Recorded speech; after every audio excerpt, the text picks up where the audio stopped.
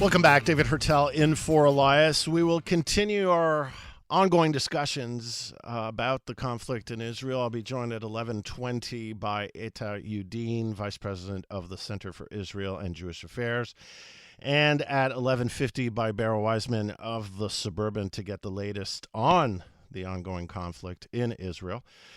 But there's other issues going on in Montreal, important issues, so we're going to take some time to discuss them. We had a shock last mid-September when we learned that the province had at least 10,000 homeless people. Even François Legault's government reacted by promising millions to help. But until then, the crisis continues to worsen, especially after announcements that certain shelters may soon have to close down. Now, those who depend on them most find themselves in positions where they will eat anything they can find. Always a pleasure to be joined by Sam Watts, who is the CEO of the Welcome Hall Mission. Sam, thank you for joining us today. Well, you're very welcome. Happy Thanksgiving to you, David. Nonetheless, happy Thanksgiving to you, and we have a lot to be thankful for today, but a lot of us, not only here in Montreal, but as we all know, around the world particularly, have less to be thankful for. But the situation with the whole discussion about housing, and we've been talking about, every time I'm on, I try to get you and other voices about the homeless and the situation on the air because I think it's a fundamental problem. I'm gratified that politically it's starting to gain some traction. Even the Legault government is seeing it as a major issue, and maybe even Finance Minister Éric Girard will announce measures. It's been leaked out that the question of housing and the homeless will be one of the issues that will be addressed by the mini budget on November 7th. But I wanted to have you on, Sam, because you've been very active in the media recently. The big article in La Presse last week where you were quoted many times on the situation. What's the status right now? Because we keep hearing that more is being done, but on the ground, how are you seeing the situation right now, both on the homeless side, the housing side, but also just basic needs like food? Well, that's a big question. Yes, it too, is. David. So I'm trying. We're to doing big questions today, That's Sam. Right. I could tell listening into the program, and I'm thinking, we have some severe challenges in Montreal, but it's nothing quite like what's going on in the Middle East. Of course. So, but a couple of things that I think are important to point out for our listeners. One is that there is a greater sensitivity at the elected officials level to the challenge of homelessness, because I think everyone's starting to realize that if we don't do something, and something that actually brings solutions to the forefront, that we're going to continue to see the thing get worse. And I think politically there is a great deal of pressure being put on elected officials to take steps that are going to actually resolve the problem instead of simply applying patch after patch after patch. And so what that means concretely is I think there's going to be some money that will appear for housing. And so we'll see some people who have very complex situations be able to get housed. Because what's been happening in the homelessness sector is that as fast as we are housing people at Welcome Hall Mission, and many other people as well in the city, other organizations are doing the same, but we're seeing more people come in with more complex needs. And so it's this complexity that compounds things. And the article you referred to in La Presse is the fact that at Hotel Dieu, we have an entire floor of people who have literally been dumped there by the healthcare system with no answers that are readily available to deal with complex healthcare issues that really should be addressed by our healthcare system.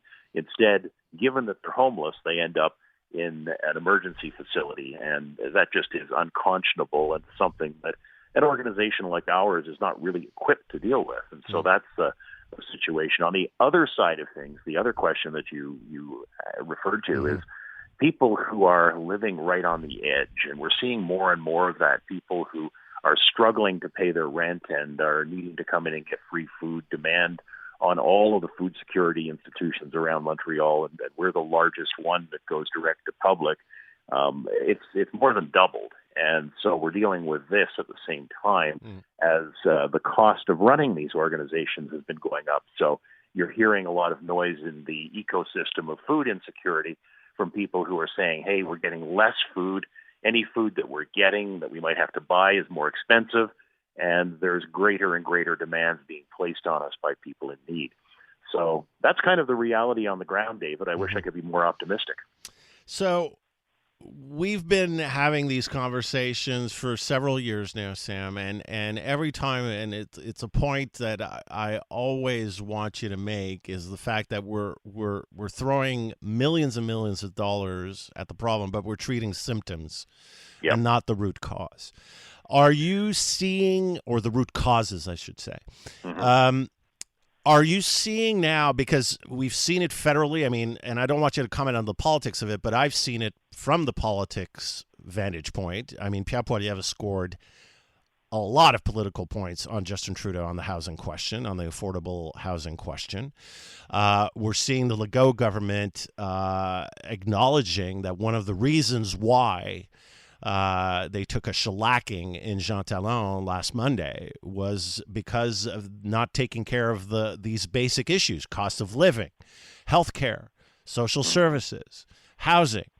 And so are you seeing, both at the city level, provincial level, federal level, are you seeing any type of movement in terms of coordination, getting the dollars at the right places? Are we seeing any type of improvement to hang our hat on?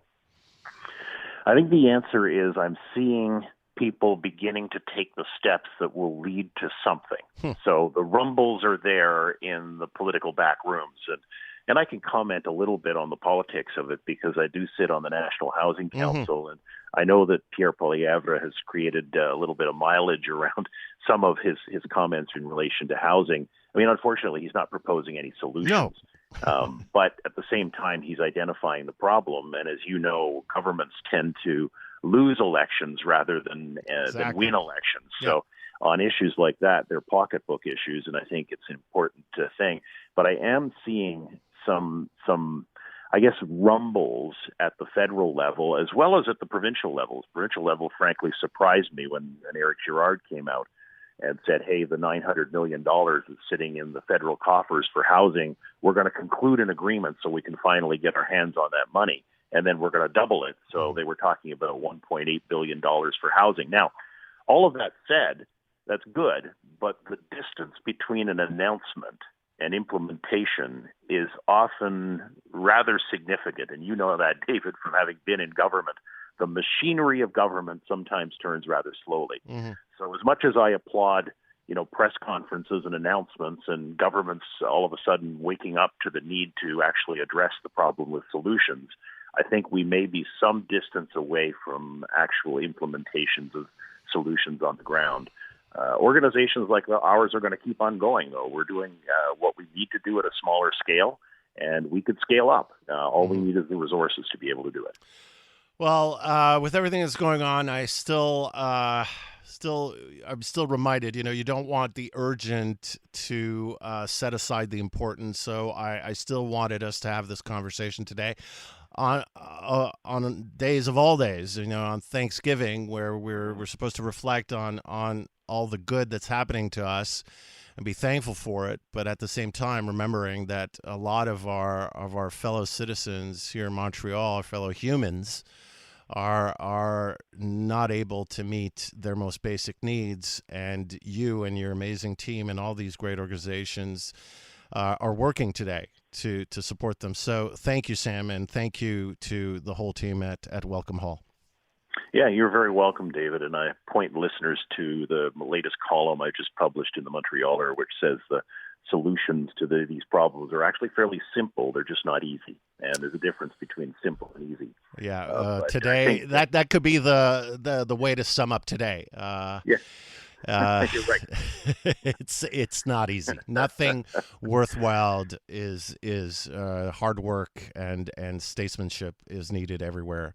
And we have to think for the people who are homeless today and who are going hungry right here. We don't have to go halfway around the world to find despair. It's here, and we need to shed a light on this and continue the work. Sam, thank you so much for your time this morning. You're very welcome, David. Happy Thanksgiving to you. Happy Thanksgiving to you. Sam Watts, CEO of the Welcome Hall Mission.